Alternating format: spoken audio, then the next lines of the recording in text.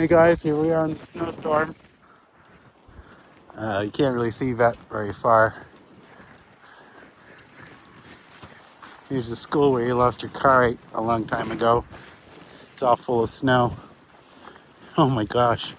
Actually, it looks like there's like 8-foot high snowdrift in there, at least. Right by the tree where actually you lost your kite. I'm gonna try to walk over there real quick. Here comes some guy driving around.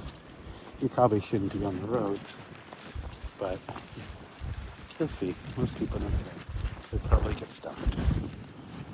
Yeah, but see that? See the huge snowbank? That's pretty crazy. All right, well, I guess I should put my phone away before it gets covered in snow. Hope you guys are having fun.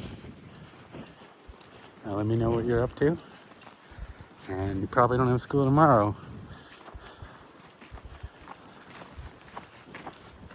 All right, guys, take it easy. And I'll talk to you soon.